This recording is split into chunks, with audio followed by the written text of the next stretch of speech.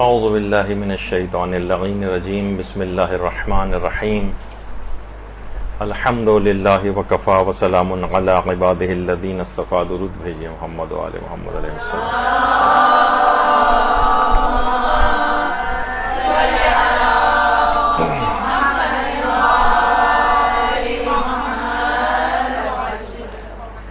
فقہ عزاداری کے سلسلے میں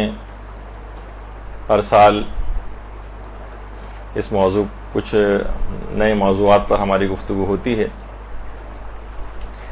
رسومات عزاداری آج کل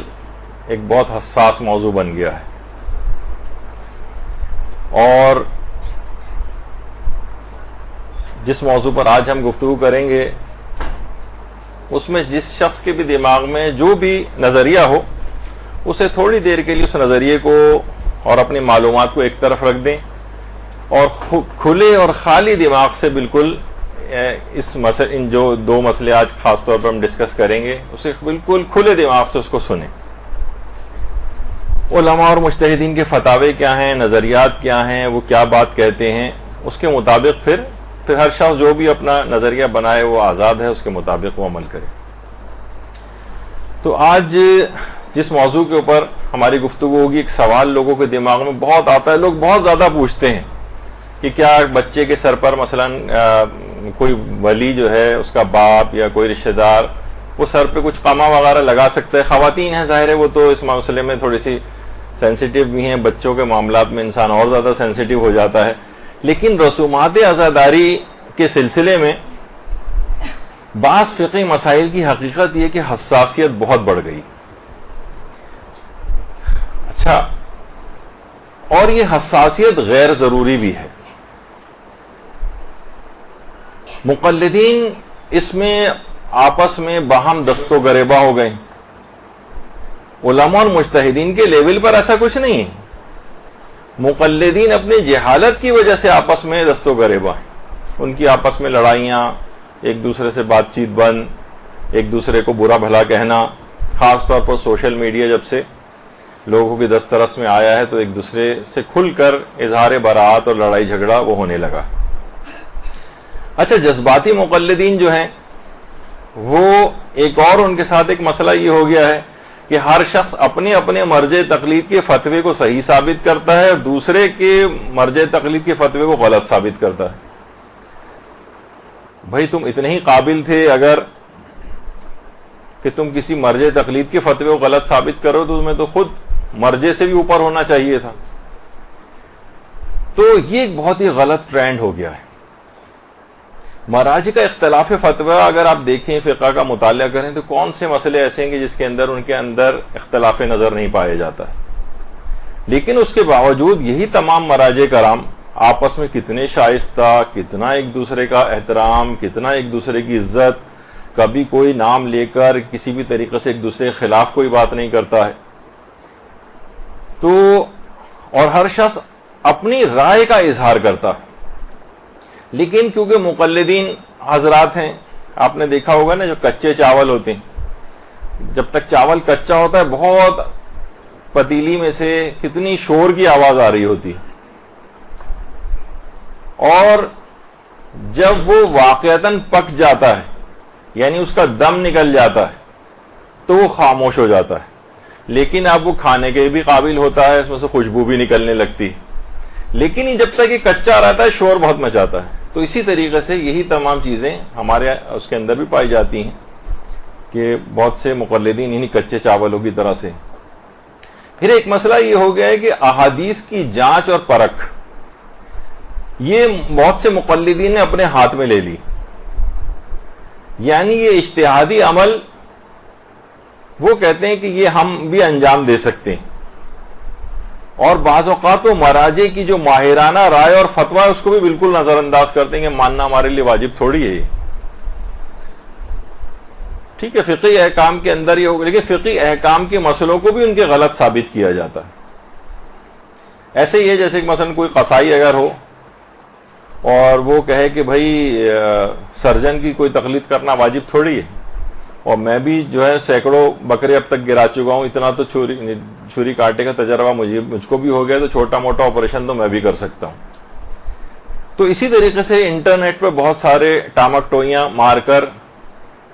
کچھ افراد اپنے آپ کو اسکالرز بھی ظاہر کرنے لگے ہیں اور اس طرح سے اور مجتہدین کے فتووں کو غلط ثابت کرنا. اچھا پھر ایک اور بہت بڑا مسئلہ ہو گیا, میں آپ کے سامنے پیش کر رہا ہوں یہ چیزیں تاکہ آپ کو ایک اندازہ ہو جائے کہ اس مسئلے میں کتنی حساسیت ہو گئی ہے, کہ فتاوے کی مخالفت میں بہت سخت تند اور تیز الفاظ استعمال کیے جاتے ہیں اور بہت گندی زبان کا استعمال مجتہدین کے خلاف ہونے لگا, یعنی اس حد تک ہونے لگا ہے یعنی کہ اب باقاعدہ مثلا رہبر معظم کے کچھ فتاوے ابھی آئے ٹیسٹ ٹیوب وغیرہ کے سلسلے میں تھے تو پہلے سے, لیکن اس کو باقاعدہ اچھالا جانے لگا. اب یعنی جاہل افراد اگر اس طرح سے کسی چیز کو اچھالیں, بتائیے دیکھیے کہ یہ کتنا غلط مسئلہ ہے اور کتنا یہ حرام چیز ہے. استغفر اللہ اور توبہ توبہ, اور بہت سے کچھ چینل ایسے ہیں جو کھولے گئے ہیں اور پاکستان سے باہر چلتے ہیں, اس میں باقاعدہ ان کے فتوے کو غلط ثابت کرنے کے لیے جو اب وہ افراد کے جو تقلید وغیرہ کے بھی خلاف ہیں ان کو بٹھا کر ان کے فتووں کے اوپر اعتراضات اور گندے الفاظ ان کے لیے کہے جا رہے ہیں. تو یہ تمام چیزیں دیکھیے کیا ہیں, چاہے اب رہبر کے فتوے کے اوپر یہ والی چیزیں اعتراضات ہوں جو اور یا دیگر علماء اور مراجع اور مجتہدین کے فتاوے پر, تقریباً دونوں ایک ہی طرح کی بات ہو جاتی ہیں. تو یہ ایک بہت ہونے لگا, اور بعض مراسم کے لیے بہت ہی ہارش اور سخت الفاظ استعمال کرنا کہ جناب یہ تو وحشیانہ پن ہے اور یہ جو جنگلی پن ہے اور یہ ظلم اور بربریت ہے اور یہ تو داعشیت ہے اور یہ کون سا اسلام ہے اور یہ کون سی شیعت ہے, اس طرح سے کر کے بہت ساری چیزوں کو پیش کیا جاتا ہے, جبکہ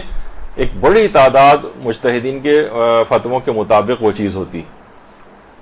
تو انسان ہر کوئی اپنے مرجع تقلید کے فتوے کے مطابق عمل کرے اور دوسرے کے اوپر طعن و تشنیع نہ کرے, اس سے ہمیشہ خلفشار پیدا ہوگا, اس سے ہمیشہ اختلاف پیدا ہوگا, جھگڑے پیدا ہوں گے, آپس کے تعلقات خراب ہوں گے, مجتہدین جو عوام شیعہ ہے ان کا آپس میں اتحاد جو ہے وہ ختم ہوگا, مومنین باہم دست و غریباں آپس کے اندر ہوں گے اور فائدہ دشمن کو ہوگا. تو دونوں طرف سے دیکھیے کچھ افراط اور تفریط,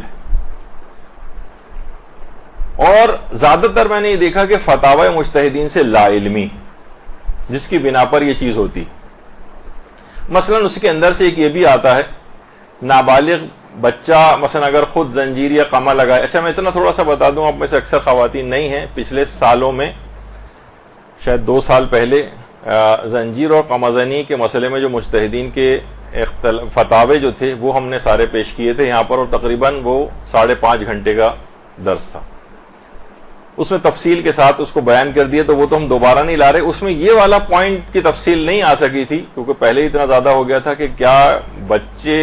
یعنی یہ فقہی حکم ہے نا, بہت سے لوگ ابھی بھی کہتے ہیں کہ کیا ہم بچے کے سر پہ قمع لگائیں. بہت سے لوگ نظر بھی مانتے ہیں اس کی کہ میرے یہاں بچہ پیدا اگر ہوگا تو میں اس کے سر پہ جو ہے مثلا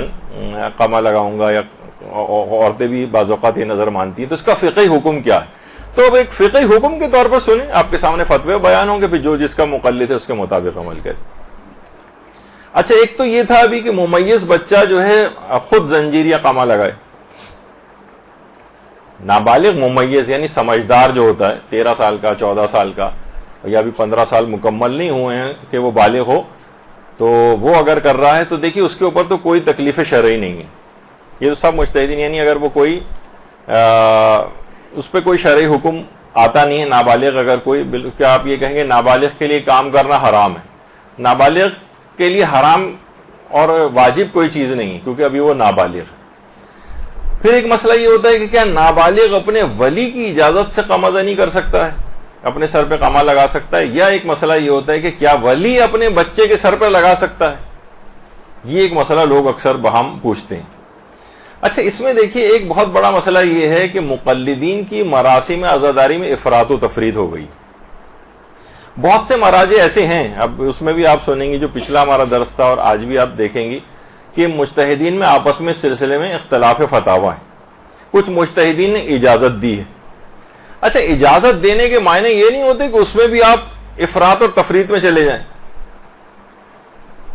دیکھیے کچھ مراسم میں اجازتیں ہونا, کچھ اس میں حدود و قیود ہیں,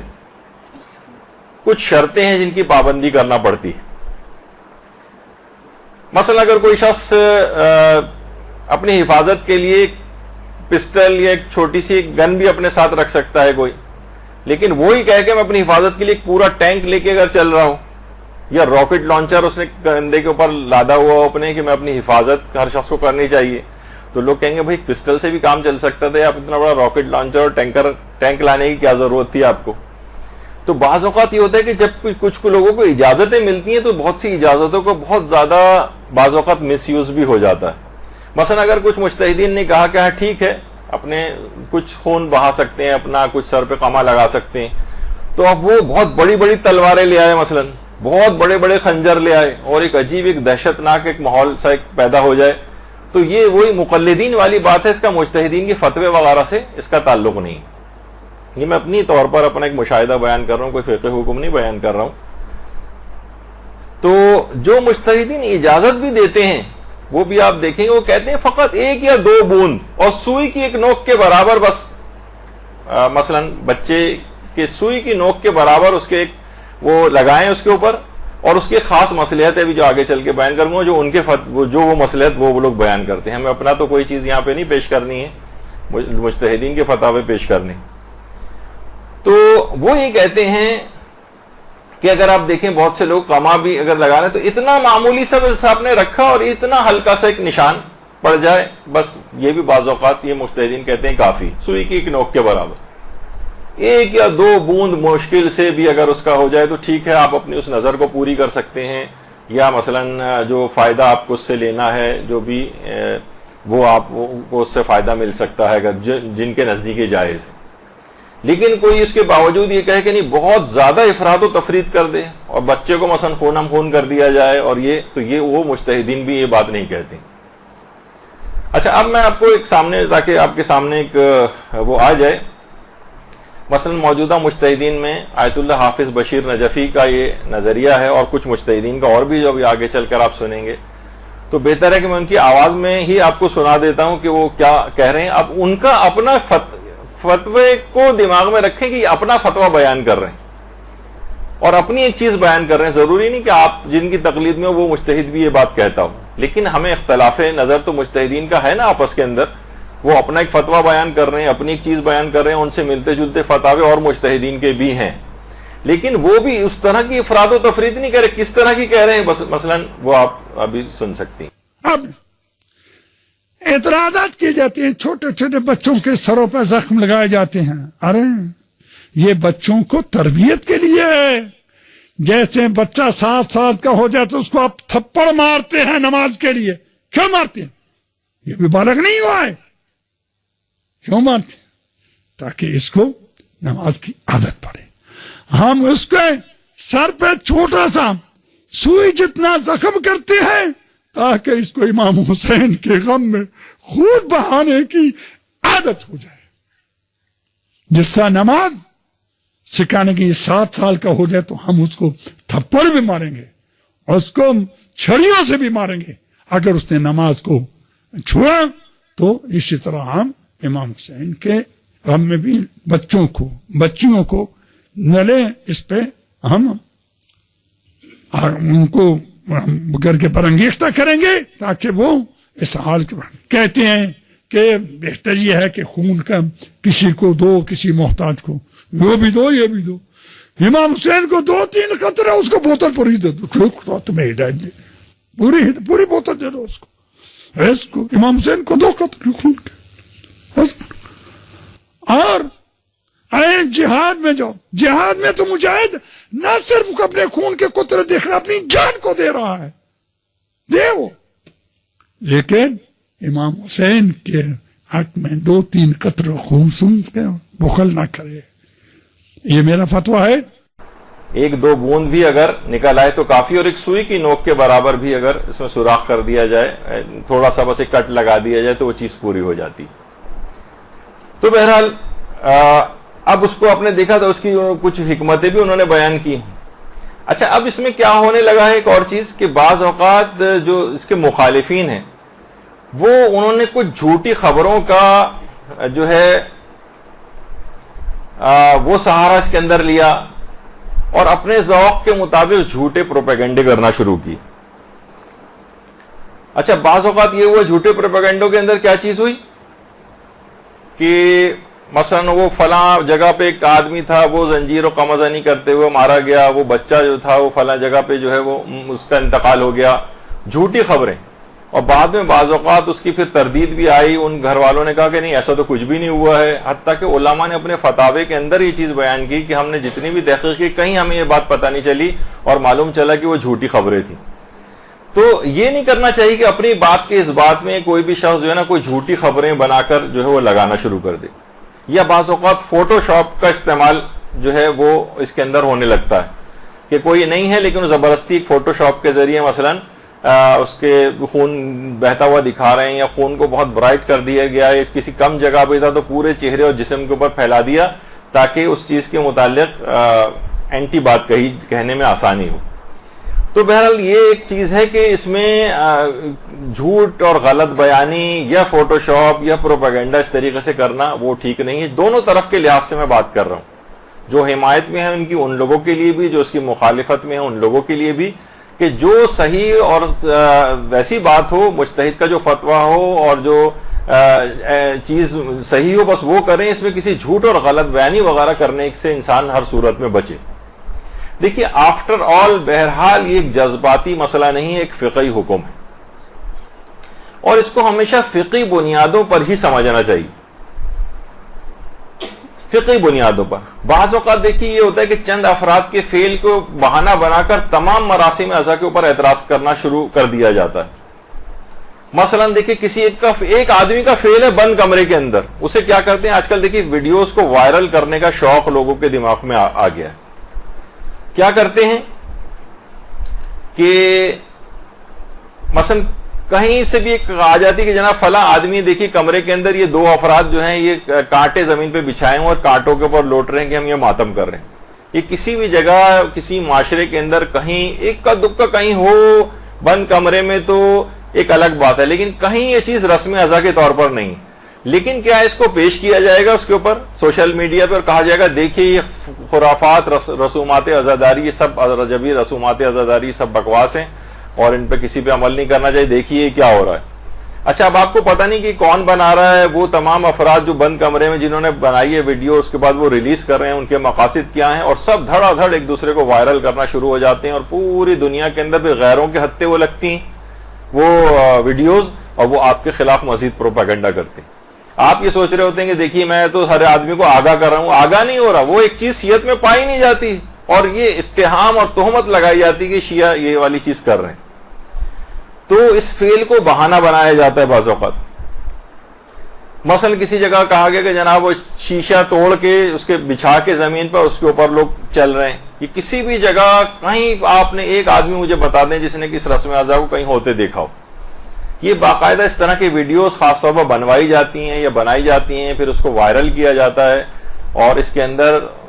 نادانستہ طور پر بھی کچھ اس طرح کے احمق افراد ہوتے ہیں جو ان چیزوں کو وائرل کرنے میں کام کرتے ہیں, بس ایک دوسرے کو فوراً شوق میں یہاں سے وہاں بھیج رہے ہیں. آپ کو نہیں پتا ایک جھوٹ کو پھیلانے میں آپ خود بھی ایک پارٹ بن رہے ہیں اس کا. جب یہ علماء کتنا زیادہ منع کرتے ہیں کہ اس طرح کی کسی بات کو سوشل میڈیا کے اوپر پھیلایا نہ جائے کہ وہ آپ کے خلاف استعمال ہوگی. اسی طرح سے بعض ذاکرین کے غلط افکار کی ویڈیوز کو وائرل کیا جاتا ہے. دیکھیے یہ بھی بہت غلط ہے. اس سے کیا ہوتا ہے شیعت کا ایک مذاق بن جاتا ہے. ابھی آپ نے دیکھا کہ پچھلے دنوں کچھ ویڈیوز اس طرح کی وائرل ہوئیں تو ایک ایسا مذاق سا بن گیا کہ اس پہ جوکس بننے لگے, اس پہ مذاق بننے لگے, اس کو یعنی عزاداری اور غم امام حسین کم ہو گیا, اور اس طرح کے مذاق اس عزاداری کے مہینے کے اندر وہ لوگوں ایک دوسرے کو کر رہے ہیں, اسی کو ڈسکشن کر رہے ہیں, بجائے کہ آپ غم امام حسین کا تذکرہ کریں, بجائے اس کے ان کی سوگواری کا اس کے اندر اظہار کریں, ان کے غم کو بڑھائیں. اس قسم کی باتوں کو پروموٹ کیا گیا, لوگ ایک دوسرے کو اس کو شیئر کرتے گئے اور اس کا مذاق بنتا گیا شیعت کا. پھر غیروں کو بھی اس سے فائدہ اٹھاتے ہیں, وہ آپ کی چیز اٹھا کے وہ لوگ بھی آپ کا مذاق اڑاتے ہیں. تو یہ بہت ساری اس طرح کی چیزیں ہو گئی ہیں. اچھا دیکھیے علماء اور مراجع منع کرتے ہیں دین کا کام کبھی بھی احمقانہ انداز میں نہیں کرنا چاہیے. مثلا لوگ کہتے ہیں بھائی دیکھیے فلاں آدمی نے کتاب لکھی ہے, فلاں مقرر نے تقریر کی, ہمارے مجتہدین اس کا جواب کیوں نہیں دیتے. یہ بات یاد رکھ لیجئے کہ ان افراد کو جو اس قسم کی باتیں پھیلاتے ہیں, چند ذاکرین کے اندر کچھ ایسے چیزوں کو وہ فروغ دیا جاتا ہے مثلا آپ نے دیکھا ہوگا ابھی ظاہر ہے وہ ایک ویڈیو وائرل ہوئی تھی جس کے اندر مردے کے زندہ ہونے کا تذکرہ تھا. تو اس سے کیا لوگوں نے بہانہ بنایا, یعنی اس کو وائرل کیا گیا اور اس کے بعد پھر کیا ہوا, اس کو جو شیئر کر رہے تھے اور پھیلا رہے تھے, مذاق اڑایا گیا, معجزات کا انکار کیا گیا. یعنی بجائے کہ اگر بات ہوتی تو بھئی یہ فلاں واقعہ اس مخصوص جگہ کے اوپر پیش آیا تھا یا نہیں آیا تھا, یہ سچا ہے یا نہیں, کیا کس بات کی طرف رخ موڑا گیا اس کا. دیکھیں اس کو پہچانیں کہ معجزات سے کیا یہ افراد حضرت عباس یا دیگر افراد مردوں کو زندہ کر سکتے ہیں یا نہیں کر سکتے. تو لوگوں نے اس کا بھی مذاق اڑانا شروع کر دیا, حالانکہ ائمہ معصومین یا جو اس قسم کے برگزیدہ ہستیاں ہوتی ہیں یہ اللہ کی بارگاہ میں دعا کریں تو مردہ بھی زندہ ہو سکتا ہے. لیکن کیا ہے کہ اس کا بھی مذاق اڑا دیا گیا, یعنی معجزات کا انکار ہو گیا. علماء اور مجتہدین نے جو واقعات بیان کیے ہیں جس میں اللہ سے دعا کے نتیجے میں مردے زندہ ہوئے, ان سب کا بھی مذاق اڑایا گیا. یعنی ایک تیر سے کتنے سارے ان لوگوں نے شکار کیے. یہ آپ لوگوں نے تو بعض اوقات لوگ کہتے ہیں بھائی مجتہدین کیوں اس کا جواب نہیں دیتے. تو علماء اور مجتہدین یہ فرماتے ہیں کہ اگر ان افراد کے ہم جوابات دیں گے, یقین کیجئے اگر اس قسم کی ویڈیوز کو لوگ وائرل نہ کریں تو کبھی نہیں پھیلیں گی اور وہ ایک کمرے ایک مجلسی کی بات ہو کے ختم ہو جائے گی.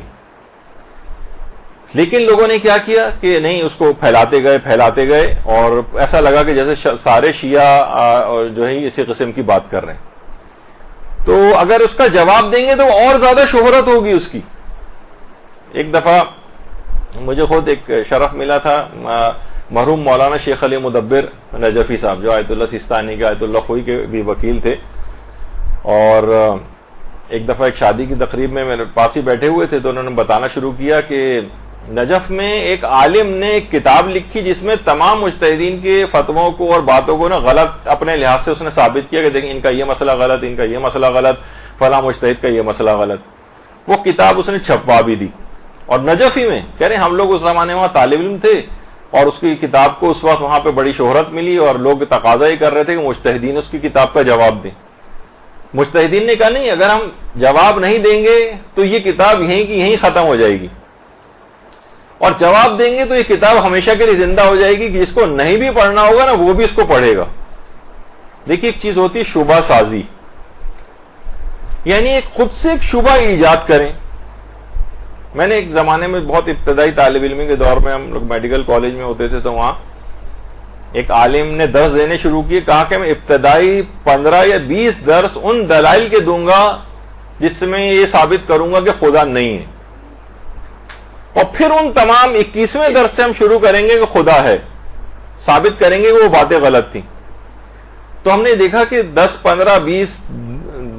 درس تک تو کچھ لوگ رہے, اس کے بعد جب وہ واقعی ثابت کرنے کے اوپر آئے کہ اللہ ہے تو وہ مجمع آدھے سے بھی کم رہ گیا تھا. یعنی شبہ ایجاد ہو گئے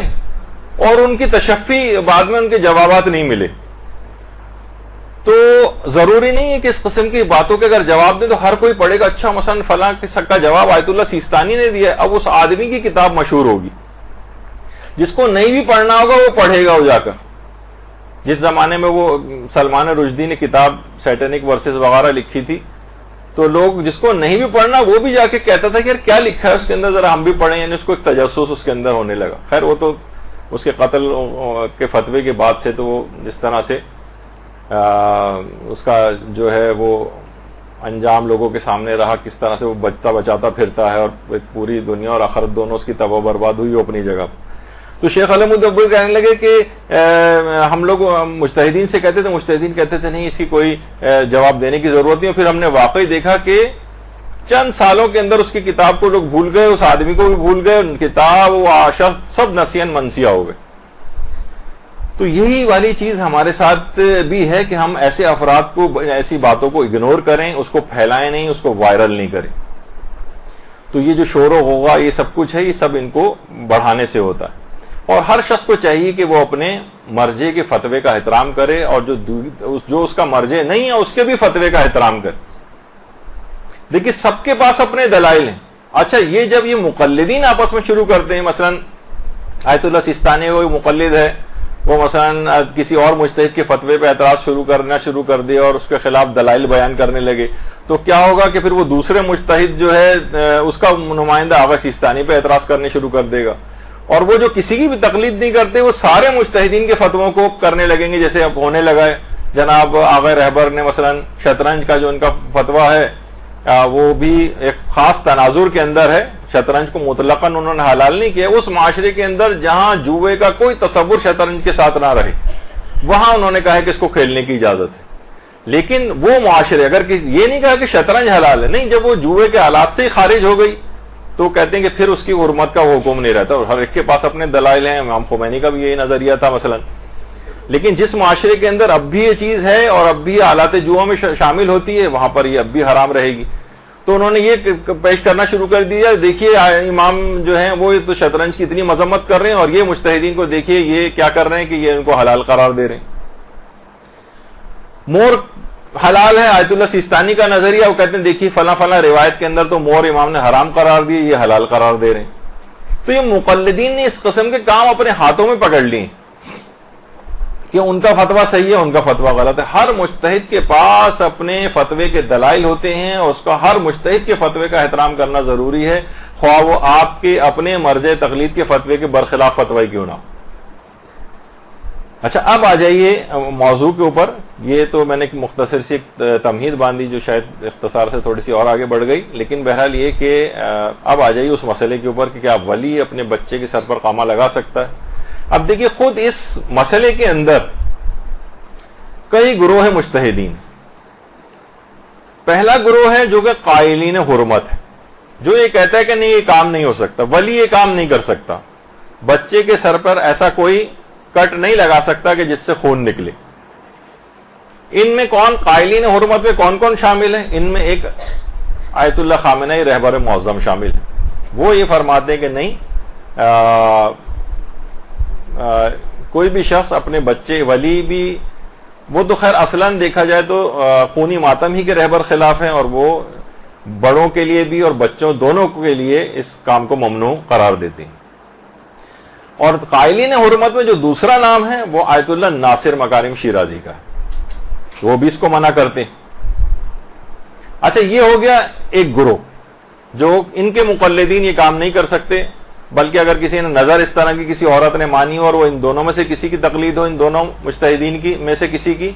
تو اس کی وہ نظر جو ہے وہ باطل ہے، وہ اس کے اوپر عمل نہیں کر سکتی وہ عورت یا کوئی مرد اپنے بیٹے کے لیے. دوسرا ہے گروہ ہے قائلین سکوت، جو کہ اس مسئلے میں خاموش ہیں، ان کا اصلاً کوئی فتویٰ موجود نہیں. جیسے دماغ میں لوگوں کے آتا ہے کہ کیا نابالغ کے سر پر ولی قامہ لگا سکتا ہے، آیت اللہ سیستانی کا اس سلسلے میں کیا نظریہ ہے. تو اصلاً آیت اللہ سیستانی نے اس مسئلے میں، اس مسئلے کی حساسیت کی وجہ سے، اس کی بھی ہم ایک تفصیل بیان کر چکے ہیں قامہ زنی والے مسئلے میں، کہ وہ بالکل خاموش ہیں، ان کا کوئی فتویٰ اس سلسلے میں نہیں پایا جاتا.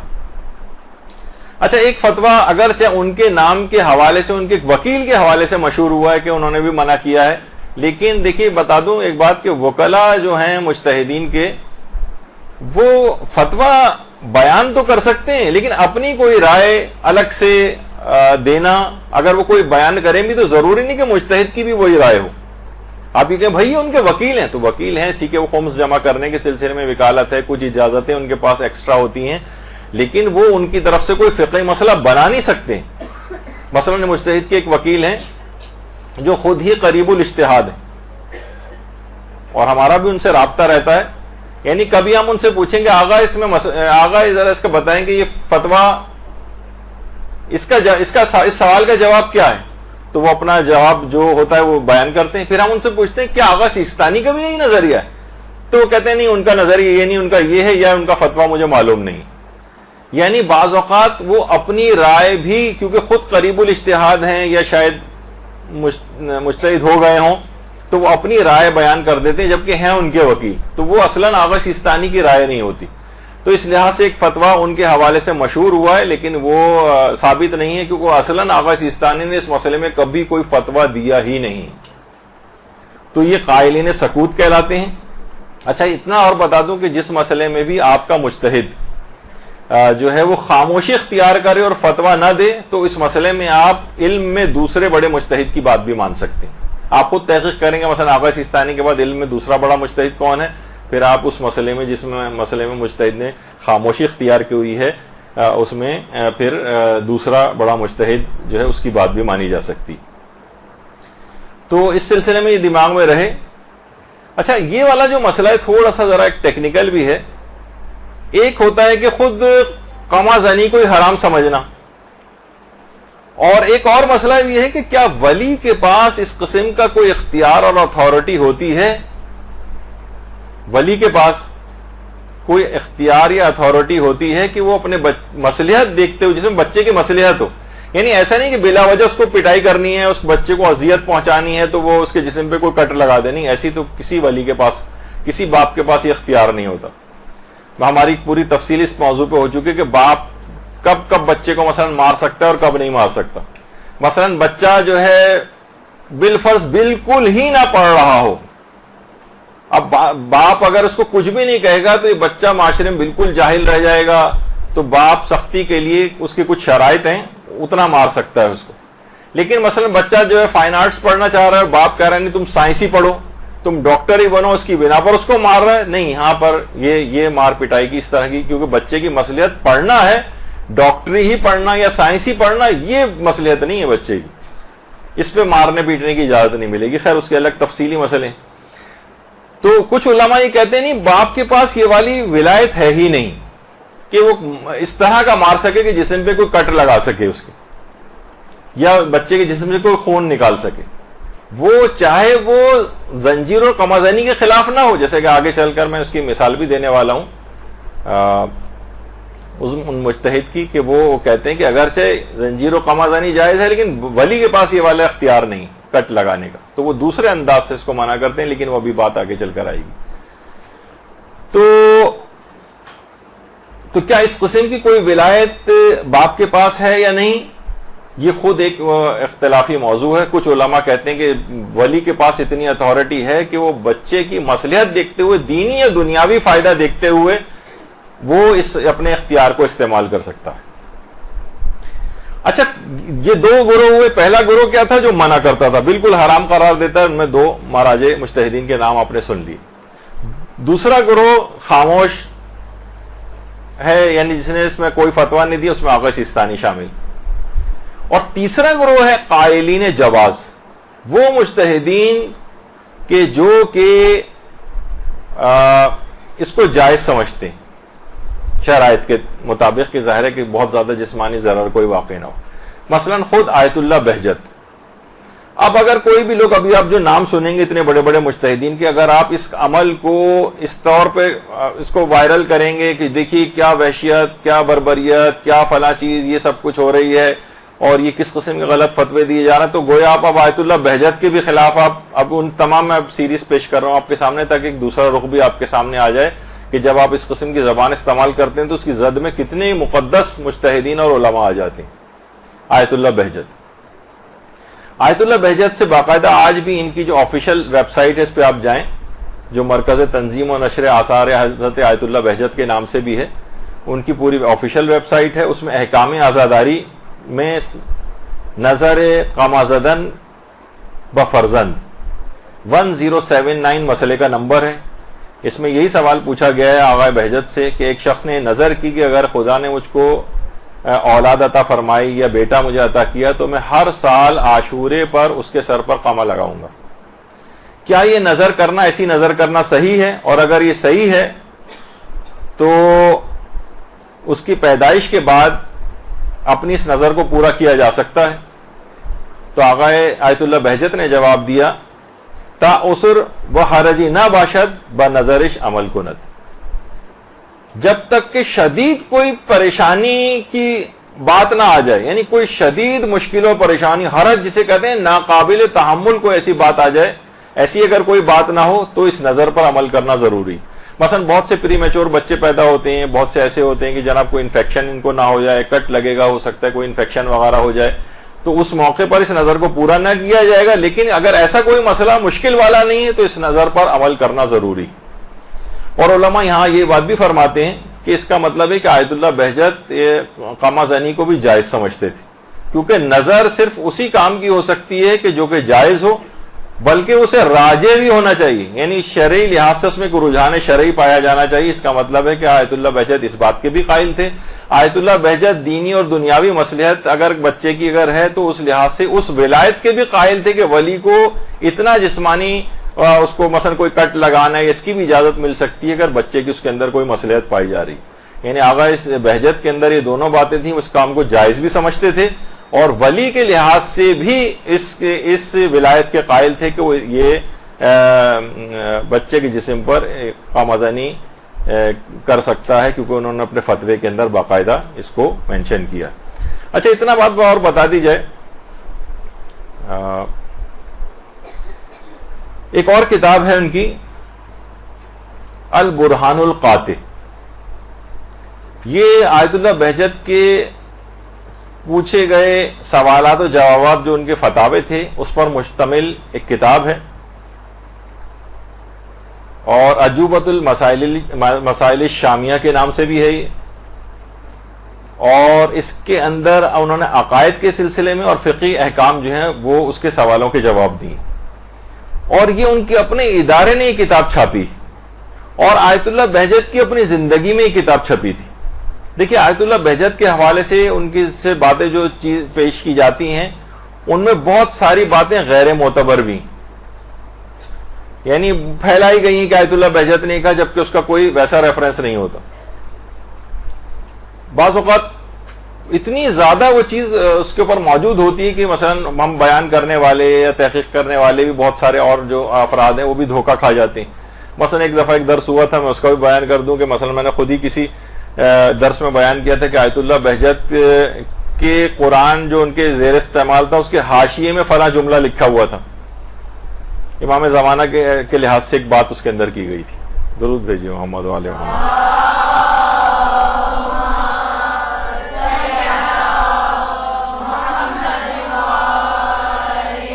اب وہ اتنا زیادہ انٹرنیٹ کے اوپر وہ بات ہے کہ آیت اللہ بہجت نے وہ جملہ لکھا ہے، تو میں نے بھی وہ بیان کر دیا، ظاہر ہے تقریباً ہر جگہ سے اس کا اطمینان ہو رہا تھا کہ یہ جملہ ہے، لیکن کوئی پراپر ریفرنس نہیں تھا۔ بعد میں جب ان کے دفتر سے اور ان کے ادارے سے رابطہ کیا گیا تو انہوں نے کہا کہ ہم نے آیت اللہ بہجت کے زیر استعمال تمام قرآن دیکھیں، اس میں کسی بھی جگہ وہ حاشیے کے اندر جملہ نہیں۔ تو بہت سی ان اوتھینٹک باتیں بھی معاشرے کے اندر ہو جاتی ہیں، اکثر دھوکہ کھا جاتے ہیں، لیکن یہ کتاب ایسی کہ جو آیت اللہ بہجت کے اپنے ادارے نے چھاپی اور آیت اللہ بہجت کی اپنی زندگی میں چھپی ہے۔ اس کے اندر کیا ہے؟ اس کے اندر باقاعدہ آیت اللہ بہجت سے کچھ سوالات کیے گئے ہیں۔ اس میں ایک سوال یہ ہے، حل یجوز للولی، اچھا پہلا اس میں ایک سوال تھا وہ قامزنی سے متعلق ہے، تو وہ اس میں تو آیت اللہ بہجت نے شرائط بتا کے قامزنی کو جائز قرار دیا، تو اس میں کہا کہ اگر یہ چیز جائز ہے تو حل یجوز للولی ضرب طفلہ الصغیر کذالک بنفسہ او بتقدیمہ للغیر لیفعل بہ ذلک، اگر یہ کام جائز ہے قامزنی تو کیا ولی کے لیے اپنے چھوٹے بچے کے سر پر خود قامہ لگانا کیا یہ جائز ہے، یا یہ کہ کوئی اور شخص لگائے، کسی اور کے ہاتھ سے یہ والا کام عمل انجام دلوائے جائے، کیا یہ چیز جائز ہے؟ تو آیت اللہ بہجت نے جواب دیا اس کتاب کے اندر، یجوز ذالک ما یرویا صلاحہ فی الدنیا والآخرہ کما یجوز الاحتجام بہ مع عدم الضرر والاکراہ، یہ چیز جائز ہے اگر ولی یہ دیکھ رہا ہے کہ اس کے اندر اس کی دنیا اور آخرت کی کوئی صلاح ہے، جس طریقے سے حجامہ جو ہوتا ہے کما یجوز الاحتجام، یعنی جس طریقے سے حجامہ وہ کپنگ وغیرہ جو آج کل ایک طریقہ ہے نا حجامہ جس میں خون نکالا جاتا ہے، بس یہ ہے کہ کوئی بچے کو کوئی نقصان نہیں ہونا چاہیے، یعنی ہو سکتا ہے کہ آپ نے اتنا زیادہ اس کا خون نکال دیا، غلط کوئی چیز طریقے سے نکال دیا، زنگ آلود مثلا چھری تھی، اس سے کوئی نقصان نہیں ہونا چاہیے اس کو، تو پھر انہوں نے کہا کہ اس طریقے سے حجامہ جائز ہے، اسی طریقے سے دنیا اور آخرت کی کوئی صلاح ہو تو یہ بھی جائز ہے۔ اچھا اسی طریقے سے مثلا آیت اللہ حافظ بشیر نجفی، تو آیت اللہ بہجت بھی اس کو جائز سمجھتے ہیں اور آیت اللہ حافظ بشیر بھی اس کو جائز سمجھتے ہیں۔ تو ان سے بھی یہ سوال پوچھا گیا کہ بچے کے اوپر قما یا زنجیر زنی کرنے کا کیا حکم ہے؟ تو انہوں نے جواب یہی دیا کہ اگر بچے کا والد اس میں بچے کی کوئی مصلحت دیکھتا ہے، مثلاً وہ اسے سانحہ کربلا کے احیا اور اس کی یاد کو باقی رکھنے کے لیے بچے کو اسی عمر سے مشکلات اور آلام برداشت کرنے کا عادی بنانا چاہتا ہے، اور اس میں قما زنی اور زنجیر زنی کی شرائط جائز ہونے کی موجود ہو، تو اس میں کوئی حرج نہیں، اور وہ جائز ہونے کی جو شرطیں ہیں وہ 3-4 ہیں، وہ اس کے تحت بھی آیت اللہ بشیر جو ہے وہ جائز سمجھتے ہیں۔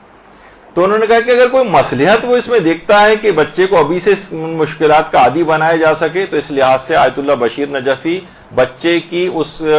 اوپر ولی کی اس ولایت کے بھی قائل ہیں، جیسے آیت اللہ بہجت قائل تھے، اسی طریقے سے حافظ بشیر نجفی بھی قائل ہے۔ جس زمانے میں چند سال پہلے حافظ بشیر صاحب کا ایک انٹرویو ٹائپ کا آیا تھا جس میں انہوں نے جائز قرار دیا تھا، تو بہت سارے اہل علم افراد نے بھی ان پر یہ اعتراض کیا کہ یہ تو بالکل نئی بات لے کے آئے ہیں، ولی کے پاس تو یہ والا اختیار اور اتھارٹی ہوتا ہی نہیں کہ بچے کے جسم پہ کوئی کٹ لگا سکے، جبکہ ان کی نگاہ میں شاید دیگر مراجع کے فتاوے نہیں تھے، کتنی بڑی تعداد علماء کی ہے، ایک خاص تعداد کے جو کہ اس کام کو جائز سمجھتی ہے اور ولی کے پاس اس اتھارٹی کی قائل ہے۔ تو بہرحال انہوں نے، اور وہ کہتے ہیں زیادہ نہیں، صرف ایک انہوں نے اپنے وہ تقریر آپ اگر ان کی سنیں تو اس کے اندر ہے کہ ایک سوئی کی نوک کے برابر آپ اس کو بس ایک کٹ لگائیں، 1-2 بوند بھی نکل آئے تو کافی ہے کہ بچہ، تاکہ دیکھیے بہت سی چیزیں ہمارے ہاں ذرا بہت سینسیٹیو بھی ہیں، جیسے میں نے ایک دفعہ کہا بھی تھا کہ ایکیوپنکچر کا جو ایک طریقہ علاج ہے ہمارے ہاں،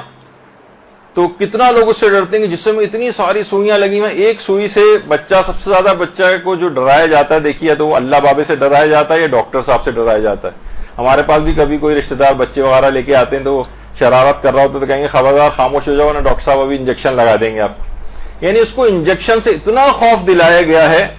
کہ وہ ڈاکٹر کی شکل دیکھتے ہی بعض اوقات ہم حیران ہوں گے، بچے تو آپ کہیں پہ بھی لے جائیں، لیکن بعض اوقات کلینک میں آتے ہی بچہ ڈاکٹر کی شکل دیکھتے ہی ایسا رونے لگتا ہے کہ جیسے پتہ نہیں کیا ہو گیا اس کے ساتھ، اتنا ڈرایا گیا اس کو۔ تو بعض اوقات معمولی سا 1-2 ڈراپ بھی نکل آئے ہمارے ہاں تو اس کو بہت خطرناک چیز سمجھا جاتا ہے، جبکہ اسکن ذرا سی کٹ لگتا ہے اس کے اندر عام طور پر بھی آپ دیکھتے ہیں کہ اس میں سے 1-2 بوند قطرے جو ہے وہ نکل آتے ہیں۔ تو بہت سی چیزیں بہت زیادہ سینسیشنلائز اور وہ بھی ہو گئی ہیں اور اس میں بہت حساسیت پیدا ہو گئی۔ تو آیت اللہ حافظ بشیر نجفی کا بھی یہ نظریہ ہے، وہ چند شرائط کے ساتھ اس کو جائز بھی سمجھتے ہیں اور بچے پر باپ کی اس ولایت کے بھی قائل ہیں۔ اچھا، پھر اس کے بعد کہ 1-2 بوند بھی اگر ہو جائے تو بس کافی ہے اور اس سے وہ مقصد حاصل ہو جاتا ہے۔ اچھا، اس میں پیچھے کچھ دلائل بھی ہیں بھی آگے چل کر۔ تیسری اور شخصیت جو موجودہ زندہ مجتہدین میں ہے، آیت اللہ صادق روحانی۔ آیت اللہ صادق روحانی نے اپنی کتاب جو قربان الشہادہ، قربان الشہادہ، اس کے اندر بھی اس مسئلے کو لکھا ہے۔ اس میں پہلا مسئلہ تو یہ کہا، ضمناً ایک اور بھی انہوں نے چیز بیان کر دوں کہ بہت سارے افراد یہ کہ جن کے نزدیک جائز بھی ہے زنجیر و قما زنی، لیکن ان کی مثلا والدین اگر انہیں منع کر رہے ہیں اور ان کو اذیت ہو رہی ہے ان کے اس عمل سے، تو ان سے پوچھا بھی گیا کہ اگرچہ یعنی ان کے فتوے میں جائز تھا، لیکن اگر کوئی شخص کرنا چاہے زنجیر و قما زنی کرنا اور لیکن اس کی والدہ اس کو منع کر رہی ہوں، تو انہوں نے جواب دیا کہ اگر وہ کر رہی ہوں، اگر وہ شخص کر رہا ہو زنجیر و قما زنی اور اس کے کرنے سے اس کی والدہ کو اذیت پہنچ رہی ہو، تو پھر اس کے لیے جائز نہیں ہوگا، اس کے لیے حرام ہو جائے گا، کیونکہ والدین کو اذیت پہنچانے سے بچانا یہ حرام ہے اور اس حرام سے بچنا واجب ہے۔ تو وہ ایک الگ مسئلہ ہے کہ بعض اوقات اس طرح سے بھی جائز ہونے کے باوجود چیز حرام ہو جاتی۔ پھر اس کے بعد اگلا سوال کیا گیا ان سے، یہ اور زیادہ واضح، ان سے یہ پوچھا گیا کہ حل للاب ولایہ علی الولد الصغیر بان یجرح رأس ولدہ حتی یخرج الدم التدبیر وماذا لو کان الولد صغیرا جدا، یعنی کیا باپ کو اس بات کی ولایت ہے کہ وہ چھوٹے بچے کے سر پر جراحت کر سکے یہاں تک کہ خون نکل آئے، جسے تدبیر کہتے ہیں، یعنی خونی ماتم وغیرہ قما وغیرہ لگانا، خاص طور پر جبکہ بچہ بہت چھوٹا ہو؟ تو ان کا تو نظریہ یہ ہے آیت اللہ صادق روحانی کا، تدبیر الآباء لابنائہم، باپ کی بیٹے کے اوپر قما لگانا زائدن علی جوازہ، جائز سے بھی زیادہ عمل حسن اور راجح، یعنی بہت بہتر عمل ہے بشرط اللہ یترتب علیہ ہلاک النفس، بس یہ کہ وہ ہلاک نہ ہو جائے، کوئی ایسی نقصان نہ پہنچ جائے، یا اس کا کوئی عزب جو ضائع نہ ہو جائے، یا مثلا اس میں شل نہ ہو جائے، اس قسم کا کوئی نقصان نہ ہو، تو یہ ایک بہتر چیز بھی ہے۔ اچھا بہتر کیوں ہے، یہ بھی آگے چل کر دیگر مجتہدین کے فتوے میں بھی بات بیان ہوئی، اور دوسرا فتویٰ بھی ان کا اسی سلسلے میں، وہ کہتے ہیں کہ یہ جائز ہے۔ تو اگر آپ کہیں کہ نہیں ایک چیز بالکل حرام ہے اور سب مجتہدین کو اس کا اپلائی کر دیں، تو اس تمام مجتہدین کے فتوے کا استخفاف ہو جائے گا۔ آپ نے دیکھا کہ آیت اللہ بہجت بھی اس ولایت کے قائل تھے اور اس کام کو بھی جائز سمجھتے تھے، آیت اللہ حافظ بشیر بھی جائز سمجھتے ہیں اور ولی اس سلسلے میں اس کی ولایت کے قائل بھی ہیں، آیت اللہ صادق روحانی بھی اس کو جائز سمجھتے ہیں اور باپ کی بھی اس سلسلے میں ولایت کے قائل ہیں۔ اچھا اسی طریقے سے آیت اللہ سعید الحکیم، آیت اللہ سعید الحکیم بھی موجودہ زندہ مجتہدین مراجع نجف میں سے ایک ہیں، اور وہ بھی اس سلسلے میں وہ کیا فرماتے ہیں، ان کی کتاب ہے فتاوی کی، جس میں جو سوال و جواب ہے جس میں، اور اس میں 1026 ان کی کتاب کا جو سوال نمبر ہے، اس میں بھی ان سے یہ بات پوچھی کہ حل للاب ولایت علی الولد الصغیر بان یجرح راس ولدہ حتی خروج الدم التدبیر فی الیوم العاشر من المحرم وما ذا لو کان الولد صغیرا جدا واذا کان ذلک غیر جائز افیدونا بالدلیل۔ یعنی ان سے پوچھا گیا کہ بچہ اگر بہت چھوٹا ہے تو کیا باپ اس کے سر پر 10 محرم کے روز کمل جو ہے وہ لگا سکتا ہے، جبکہ اگر بچہ بہت چھوٹا، اگر یہ کام جائز نہیں ہے تو اس کے جائز نہ ہونے کی کیا دلیل ہے؟ تو انہوں نے کہا کہ نعم لہ الولایت لا ذالک، جی ہاں باپ کے پاس اس بات کی ولایت ہے کہ وہ بچے کے سر پر قمع لگا سکتا،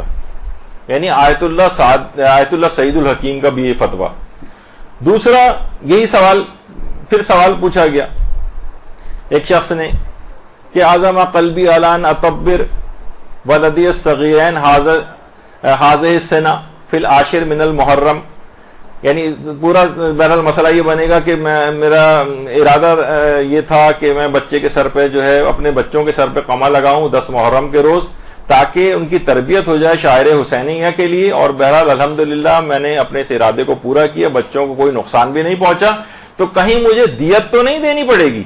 دیکھیں کسی کو اگر آپ مثلا جسمانی نقصان پہنچائیں تو اس کے اوپر دیت دینا واجب ہو جاتی جسم سے اگر خون نکالیں۔ تو انہوں نے جواب دیا کہ ولی اگر دیکھ رہا ہے کہ بچے کی اس میں کوئی مصلحت ہے تو جازا لہو ذالک، یعنی اس کے لیے جائز ہے، ولا تترتب علیہ دیا، اور اس پہ کوئی دیت بھی مرتب نہیں ہوگی، یعنی اس کو دیت نہیں دینا ہے۔ یعنی اب آپ دیکھیں کہ موجودہ مجتہدین میں سے ہی آیت اللہ بہجت بھی اس کی ولایت کے قائل تھے باپ کی اس سلسلے میں، اور اس عمل کو بھی جائز سمجھتے تھے، سعید الحکیم بھی جائز سمجھتے ہیں اور اس قسم کی ولایت کے بھی قائل ہیں، حافظ بشیر بھی اس کے اندر آ گئے، صادق روحانی بھی آ گئے۔ اچھا پھر اس کے بعد آیت اللہ شیخ شمس الدین وائزی، آیت اللہ شیخ شمس الدین وائزی سے بھی یہ سوال پوچھا گیا، تو انہوں نے بھی اس سلسلے میں بس یہ کہا کہ کسی شخص کی نگرانی میں بچے سے قمع زنی کروائی جا سکتی ہے بشرط سے کوئی نقصان نہ پہنچے، اور وہ نگران بھی اس کام کے لیے ولی سے اجازت لے۔ اس کا مطلب ولی کے پاس ان کے فتوے میں بھی اس بات کی یعنی اس بات کی انہوں نے فتویٰ دیا ہے کہ ولی کے پاس یہ والی اتھارٹی بھی ہے کہ وہ بچے کے سر پر قمع لگا سکتا۔ اچھا اب یہ دیکھیے سب آپ نے کھلے دل کے ساتھ بس علماء اور مجتہدین کے فتاوے سنے، تاکہ آپ کبھی بھی، میں یہ چاہ رہا ہوں کہ کبھی بھی دوسرے ہمارے مجتہد کے خلاف بھی کیوں نہ ہو، تب بھی ہم اس کے فتوے کا احترام کریں کہ نہیں ایک مجتہد اور مرجع کا فتویٰ ہے، ہم اس کے خلاف زبان استعمال کریں گے، اس کو برا بھلا کہیں گے تو مجتہدین کے فتاووں کا استخفاف ہوگا، یعنی ان کے معاشرے کے اندر وقت اور ویلیو گر جائے گی، حتیٰ کہ ہمارے اپنے مجتہد کی ویلیو گر جائے گی جن کا ہم دفاع کر رہے ہیں۔ تو نتیجہ کیا ہوگا کہ لوگوں میں آپس میں وہ ہوگا، آپ ان کے مجتہد کو برا کہیں گے، وہ پلٹ کے آپ کے مجتہد کو برا کہے گا، اور آپس میں اختلاف اور انتشار ہوگا۔ تو آیت اللہ شمس الدین وائزی بھی یہ کہتے ہیں۔ اچھا اسی طریقے سے آیت اللہ شیخ محمد سند، یہ بھی زندہ مجتہدین میں سے، باقاعدہ ان کے انٹرنیٹ پہ کتنے درس خارج وغیرہ بھی ہوتے ہیں، ان سے بھی یہ والا سوال پوچھا گیا کہ کیا باپ جو ہے وہ قمع زنی کر سکتا ہے چھوٹے بچے پر، اور خاص طور پہ جو بچہ ہے بالکل دودھ پیتا بچہ ہو اگر، تو کیا باپ کے پاس اس قسم کی کوئی ولایت ہوتی ہے؟ تو انہوں نے کہا کہ روایات کے اندر حجامہ کا استحباب نص کے ذریعے ثابت ہے، یعنی بالکل صحیح اور معتبر روایتیں حجامہ کی. حجامہ یعنی جسم سے خون نکالنا، فاسد خون وغیرہ نکالنا. وہ کہہ رہے ہیں اس کا ہم کئی مرتبہ اس سلسلے میں فتاوے بھی دے چکے ہیں. اچھا دیکھیے حجامے کا ایک چیز اور اب آپ کو بتا دی جائے کہ حجامہ آپ کو پتا ہے کہ آج کل کپنگ وغیرہ ایک طریقہ علاج بہت مشہور ہوا ہے، آج کل جگہ جگہ اس کے کلینکس بھی کھلنے لگے ہیں، لیکن یہ تو بہت پرانا ایک اس زمانے میں، اب تو خیر ذرا انسٹرومنٹ ذرا ماڈرن ٹائپ کے ہو گئے ہیں. پہلے تو جونکوں کے ذریعے حجامہ ہوتا تھا، لیچز لگواتے تھے جسم پر. خود روایت میں کہ ہمارے چھٹے امام جونکے جو ہے وہ لگوایا کرتے تھے.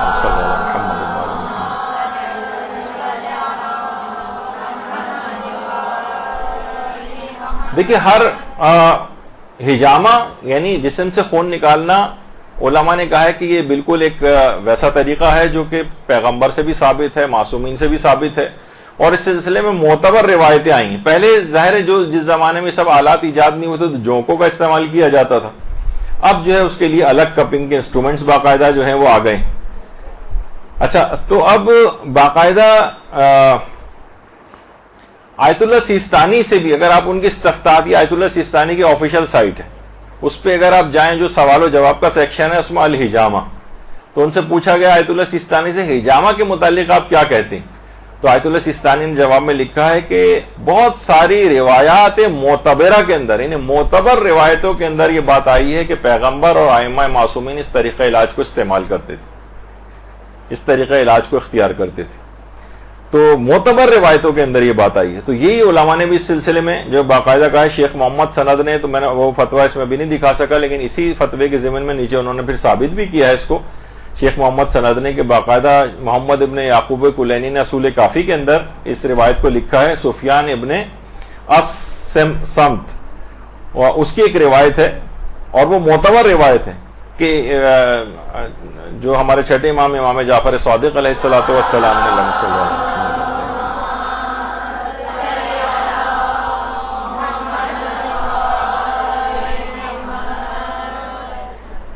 فرمایا کہ ہر 4 مہینے کے بعد ہر ماہ بچے کا حجامہ کروایا جائے، یعنی معمولی سا جسم سے خون نکالنا. پھر اس کے بہت سارے فوائد بیان کیے گئے ہیں کہ جسم سے اس طرح کا فاسد خون نکلتا ہے، بچے کے کیا کیا اس میں اس کو فوائد حاصل ہوتے ہیں. شیخ صدوق نے ملا یحذر الفقی میں، تو بہت سے علماء نے حجامہ سے دلیل بنائی ہے اس کو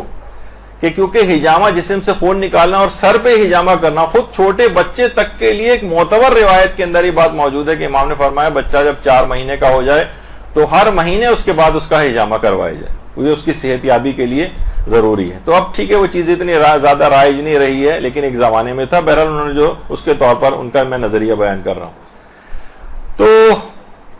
اس کے علاوہ آیت اللہ صادق روحانی سے بھی باقاعدہ سوال پوچھا گیا، تو اس میں بھی انہوں نے باقاعدہ جو اس کو حجامے کی قسم قرار دیا ہے، تدبیر کو، یعنی جو خونی ماتم ہوتا ہے، کہتے ہیں کہ اس سے مثلا اس نیت سے بھی اگر کوئی شخص کرے کہ میرے جسم سے فاسد خون نکل جائیں، اس کے فوائد حاصل ہوتے ہیں. تو میں ان علماء کے نظریات آپ کے سامنے سب پیش کرتا جا رہا ہوں کہ یہ اس طرح سے اس کے پیچھے علمی بنیادیں اور روایات ہیں کہ جس پہ انہوں نے یہ فتاوے دی ہیں. اچھا اسی طرح سے باقاعدہ علماء سے پوچھا گیا کہ کیا باقاعدہ یہ جو تدبیر ہے حجامہ مستحبہ کی اس کے اندر شمار ہوتی ہے، تو انہوں نے جواب دی کہ جی ہاں شمار ہوتی. اچھا اب دیکھیے اگر آپ کہیں کسی بھی چیز کو فوٹو شاپ کے ذریعے اگر آپ کو بہت خطرناک کوئی چیز ثابت کرنی ہے، مثلا آج سے 50-60 نوجوان اس کام پہ لگا دیے جائیں کہ بچوں کے جو کان چھیدے جاتے ہیں، اور اس وقت جب کان چھیدے جا رہے ہوتے ہیں ان لڑکیوں کے، تو اس وقت جو ان کی شکلوں کی کیفیت ہوتی ہے، جو خون ٹپک رہا ہوتا ہے یا مثلا کوئی بھی اس طرح سے چیزیں، تو کتنی ان کو تکلیف ہو رہی ہوتی ہے، بچوں کے اوپر کتنا ظلم کیا جا رہا ہے. کوئی کان چھیدنے کو اس طرح سے ضروری تو نہیں ہے، کوئی اور طریقے کا، کوئی یہ نہیں کہ یعنی کان باقاعدہ اس انداز سے کہ جس کے اندر بندہ ڈالنا ویسے الگ سے ضروری ہو، کوئی اس طرح کی تبلیغ کرنا شروع کر دے. ویسے اتنا اور بتا دوں کہ بچے کی پیدائش کے جو مستحبات ہیں اس میں ایک ہے کان میں سوراخ کرنا، بلکہ دونوں کانوں میں سوراخ کرنا، دائیں کان میں نیچے کی طرف لو میں، اور بائیں کان میں اوپر والی جو حصہ کان کا ہوتا ہے وہاں پر سوراخ کرنا. کتنے علماء نے مثلا اس چیز کو لکھا. لیکن اگر اس کو فوٹو شاپ کر کے ان کے تاثرات وغیرہ لے کے بچوں کے مثلاً کہ جناب ان کو کتنی تکلیف ہو رہی ہے، آپ خواتین تمام اس مرحلے سے بچپن میں گزری ہوں گی، تو کیوں بچوں کے اوپر اتنا ظلم کیا جائے اور ایک پوری مہم بنائی جائے، تو اس سلسلے میں بڑی تبلیغ ہو سکتی ہے، اور ایک اس میں فوٹو شاپ کا اور اضافہ کر دیا جائے تو خون میں لت پت چیزیں بھی جو ہیں وہ بہت برائٹ کر کے دکھائی جا سکتی ہیں. حتیٰ کہ بچوں کی جو ہجامہ اور کپنگ آج کل ہو رہی ہے بچوں کی، اچھا میں اتنا اور بتا دوں، ابھی علماء کے فتوے بھی آئیں گے. ہجامہ کے لیے آپ کہیں گے یہ تو بیماریوں کے علاج کے لیے ضروری ہوتا ہے، جیسے سرجری کے اندر بھی خون نکلتا ہے. نہیں، ہجامہ میں بیماری بھی ہونا ضروری نہیں، صرف یہ کہ صحت مند رہنے کے لیے بھی انسان ہجامہ بہت رائج ہے، یعنی آدمی صحت مند رہے، جسم سے اس کے فاسد خون نکلتا رہے. تو بچوں کے لیے بھی اس لحاظ سے یعنی کوئی بیماری نہیں ہے، لیکن مثلا لوگ بچوں کا اب اس کو اگر کوئی کہے کہ جناب دیکھیں بچوں کو اتنا خون نکالا جا رہا ہے، بچوں کو کتنی تکلیف جو ہے اس سلسلے میں ہو رہی ہوگی، اور ایک خوفناک اور دہشتناک ایک فضا اس کے اندر پیدا کی جائے، تو یہ بھی ایک حرام چیز ہو جائے گی. جبکہ روایات معتبرہ کے اندر اس طریقہ کار کو معصومین کے استعمال کرنے کا طریقہ کار جو ہے وہ بیان ہوا ہے. تو بہرحال اب دیکھیے یہاں پر پھر وہی بات ہو جائے گی کہ جو قائلین حرمت ہیں وہ تو آپ نے دیکھ لیا کہ رہبر اور ان کے اور آیت اللہ ناصر مکارم و مقلدین وہ اپنے بچوں کو نہ اس کی اجازت دے سکتے ہیں، نہ خود کام یہ والا کر سکتے ہیں. لیکن اس کے بعد اتنی بڑی تعداد ایسی ہے علماء کی جس میں آیت اللہ بہجت ہیں، مثلا آیت اللہ صادق روحانی ہیں، اور آیت اللہ سعید الحکیم ہیں، اور آیت اللہ حافظ بشیر نجفی ہیں، اور اس کے علاوہ آیت اللہ جمیل حمود عاملی. انہوں نے تو باقاعدہ اس میں پورا اس میں روایات بھی لکھی ہیں ہجامہ کے سلسلے میں کہ تدبیر کا الحجامہ، یہ ہجامہ ہی کی ایک قسم ہے، اور اس میں پیغمبر اور حتیٰ کہ چھوٹے بچوں تک کے ہجامے کے لیے جو روایات آئی ہیں، اور اس میں انہوں نے یہ بھی کہا کہ ضروری نہیں کہ بچہ جو ہے بیماری ہو، بلکہ صحت مند شخص کے لیے، چھوٹا بڑا عورت مرد سب کے لیے اس کے اندر اس کی جو معتبر روایتیں آئی ہیں اس کا استحباب ثابت. اس طرح آیت اللہ شیخ شمس الدین واعظی ان کا بھی یہی فتویٰ ہے. اس کے علاوہ آیت اللہ شیخ محمد سند کا بھی یہی فتویٰ ہے. تو آپ نے دیکھا کتنے مقدس علماء اور بزرگ علماء اس میں شامل ہیں. تو اس میں آپ اگر ایک اس طرح کی اس میں حساسیت پیدا کریں اور اس کو وحشیت اور بربریت اور فلاں اور پتہ نہیں کیا کیا اس کے اندر قرار دے دیں، اور ان تمام علماء کے فتووں کا جو مذاق اڑانا شروع کر دیں، تو ایک شیعت کے اندر خلفشار اور انتشار برپا ہو جائے گا. آپ کہیں ٹھیک ہے ان کا یہ نظریہ، ان کے مقلدین چاہیں تو اس کے اوپر عمل کریں، لیکن ہم جو ہے گندی زبان استعمال کر کے اور علماء اور مراجع کے خلاف، ان کے فتاوی کے خلاف استعمال کرنا یہ بالکل جائز نہیں. جس طریقے سے رہبر کا اگر کوئی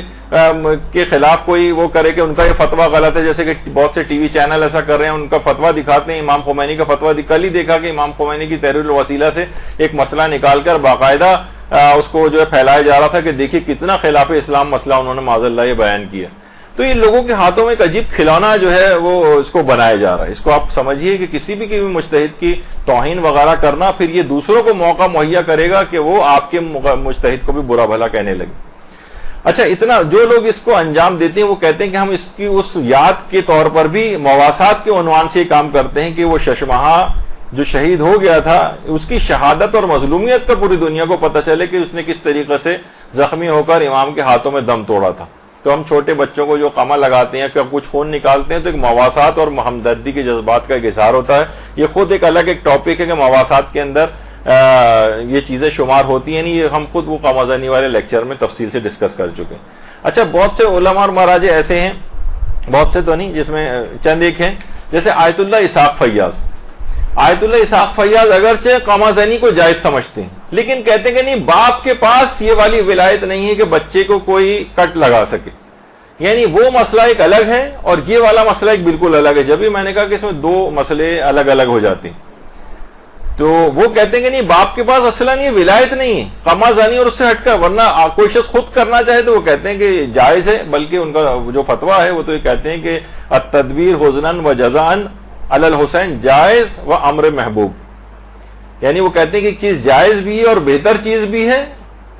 شرط صرف یہ ہے کہ اللہ یکون فیہ ضرر معتد بہ، سوائے کہ کوئی شدید نقصان نہ پہنچے اس سے. تو وہ اگرچہ اس کے جائز اور پسندیدہ ہونے کے بھی قائل ہیں، لیکن کہتے ہیں کہ ولی اپنے بچے کے سر پر قامہ نہیں لگا سکتا. آیت اللہ اسحاق فیاض. تو بہرحال یہ دو الگ مسئلے، ان کو آپس میں بعض اوقات ملا دیا جاتا ہے. تو یہ ایک دماغ میں یہ چیز رہنی چاہیے. کہ اس سلسلے میں علماء کے فتاوے الگ ہیں. اب جو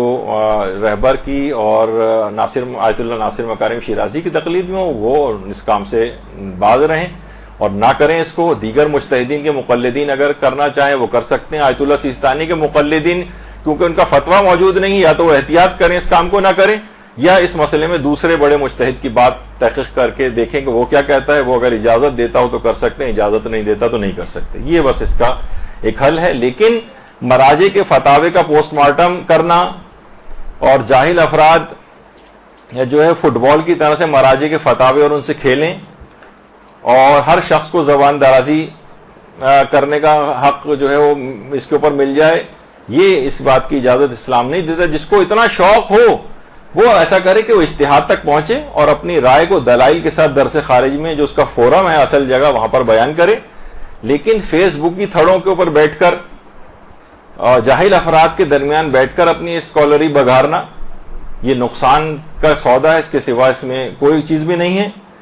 اور کسی بھی شخص کو اس بات کی اجازت نہیں کہ غیر مجتہد کو کہ وہ مراجع کے فتووں کا اس طرح سے فتووں کا مذاق اڑائے، استہزاء کرے ان کے ساتھ. تو بہرحال حقیقتاً وہ جو ملتا ہے کہ جاہل اگر خاموش رہتا تو اختلاف ختم ہو جاتا. یہ سارا اختلاف ہے صرف جاہلوں میں، ورنہ علماء اور مجتہدین کے تو فتوے کتابوں میں انہوں نے دیے ہوئے ہیں اور آپس میں ایک دوسرے سے انتہائی عزت و احترام کے ساتھ اپنی رائے بیان کر دی. یہ سارا بگاڑ اور جو خلاف ورزی ہے یہ مقلدین کے اندر پائی جاتی ہے، جن کو اپنی اصلاح کرنے کی ضرورت ہے. تو ایک تو ہو گیا یہ والا موضوع. نتیجہ آخر میں صرف یہ نکلا کہ ہر شخص اپنے مرجے کے مطابق عمل کرے اور اپنے مرجے کے خلاف اگر کوئی دوسرا نظریہ پایا جاتا ہے کسی اور مجتہد کا، نہ اس کا مذاق اڑائے، نہ اس کا استہزاء کرے، نہ اس کو باطل ثابت کرے، ورنہ یہی اس کے اپنے مرجے کے ساتھ ہونے لگے گا اور ایک معاشرے کے اندر خلفشار پیدا ہوگا جو پیدا ہونا شروع ہو گیا ہے. اور کچھ دنوں بعد یہی افراد جو آج کر رہے ہیں نا اور اس بات کی عادت ڈال لیں کہ ہمیں تو عقل اپنی استعمال کرنی ہے، اندھی تقلید نہیں کرنی، یا پھر اپنے مجتہد کے فتوے کے اندر بھی یہ پسندیدہ فتووں کو لیں گے اور جو فتویٰ پسند نہیں آئے گا اسے چھوڑیں گے. بات اس سے آگے جائے گی یہاں تک کہ بالکل تقلید کو چھوڑ بیٹھیں گے. یہ ایک بہت خطرناک معاملہ ہے جس کی طرف متوجہ ہونے کی ضرورت ہے. برحمتك يا أرحم الراحمين وصلى الله على محمد وآله